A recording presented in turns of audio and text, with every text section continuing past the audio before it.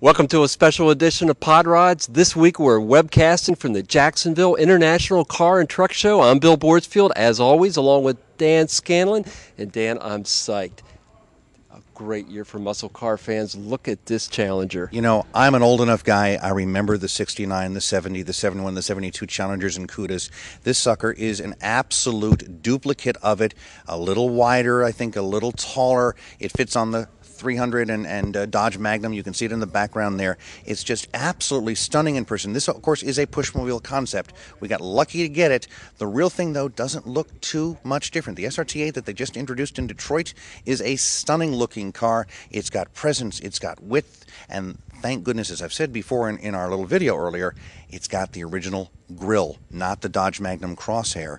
So it's real heritage. Well, and even though this one is a mock-up, as you can see, they did put the production grille on this one. And what is so impressive about the car is, exterior-wise, you can barely tell the difference between the concept and the production one, which, of course, we've both been watching out of Chicago and the auto magazines. Now, the interior, though, they did make a few compromises here and there from the concept itself. Probably bits and pieces of the Magnum in there. You got to cut costs somewhere. This car is going to be starting at just under $40,000, and there'll be a V6 version, which they used to call the secretary's car back in the good old days when you had the Mustang pony cars out there.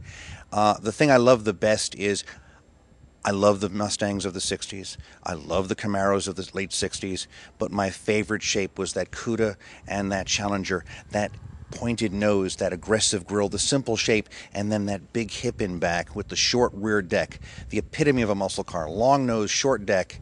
This car looks like it'll have room for you and the family, so you won't have to stint on bringing everybody out when you have fun.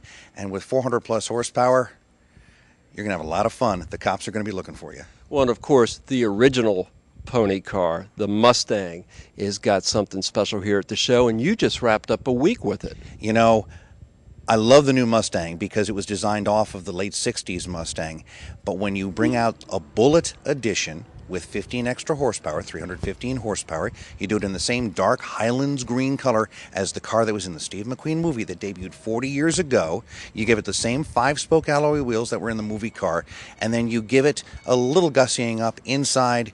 It's pure. The car has no decals, it has no emblems, it has no wings. It is a simple car that exudes muscle. It's even got the V6 twin headlight grille instead of the 4 headlights of the GT. So as somebody said to me, nobody's going to know you're in a 315 horsepower V8 muscle car until you blow their doors off. And for you Bullitt fans, yes, this new Bullitt is Highlands green, the same shade of green that Steve McQueen drove. And here's the trivia point.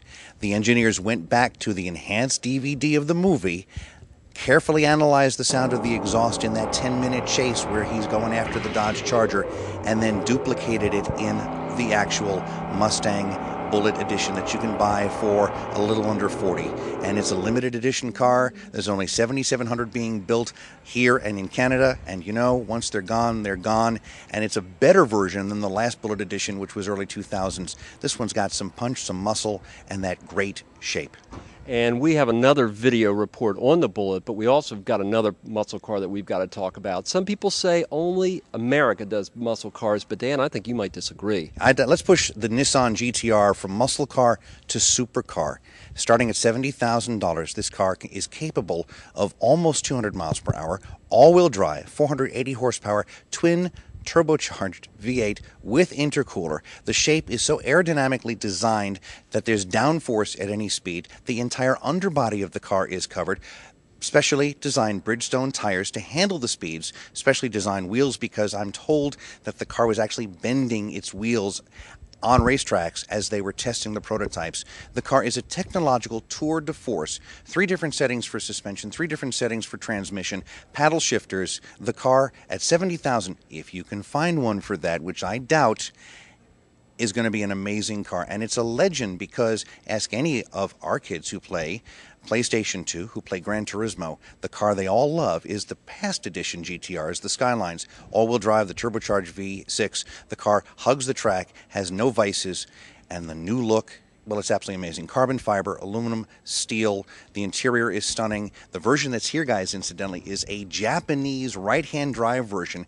Peek in the window. Look at the buttons. All Japanese characters. The car is so new that we don't even have a U.S. left-hand drive version here yet. You know, we got a real car guy with us behind the camera, Jonathan Bennett, our Jacksonville.com community producer. And Jonathan, give us a shout out. Tell us what your favorite car in the show is. GTR. All right, guys, you heard it from a real car guy, the GTR. I love it too. My gosh, every single surface on that car has a meaning for aerodynamics. Every single thing on the car is there only to enhance the driving, and I'm praying real hard that Nissan lets one loose in a press fleet, because the bad news is Chevy's not putting a ZR1, which is their 600 horsepower killer car, in a press fleet because, quote, they don't want journalists to kill themselves. The GTR, wow, I can't wait, and as soon as we get it, we'll tell you about it. Well, we got to wrap it up because there's a lot of videos for folks to watch on Jacksonville.com, and of course, we're hoping they're downloading the audio podcast version of this. But before we wrap it up, I know you also want to say something about the new Jag. The new Jaguar is a whole new design direction, a very aggressive cat face, and inside a beautiful combination of wood, leather, and metal. And you know, when you push that pulsing red start button and the gear selector rises up like something out of a James Bond film and all of the air vents open up, maybe it's trick, but I've seen it in action. And it's so cool, and the car is modern yet has classic Jaguar cues. It's taking Jag in a whole new design direction, and it's a comfortable four-person passenger car with a 17 cubic foot trunk, so your Jag can be elegant and practical. Yes, it does cost some money, but it now is a, I think, more important player in the German and Japanese luxury sedan market. All right, folks, and I hope you'll take the time to get some up-close look at these cars by going to Jacksonville.com, Jack's Car Show. You'll find Dan's videos, my videos. You'll find a video report coming from a man of Warford. You'll find photo galleries. It's all there. I can't wait. Friday, Saturday, Sunday, Prime Osborne Convention Center. Come on down, window shop. Take a look at the $1 Million Alley with the Rolls Royce, the Bentleys, and the Lamborghinis in back, and 300 of everything else. And we'll see you next week back in the studio for another edition of Pod Rods. Thanks for listening and watching this week.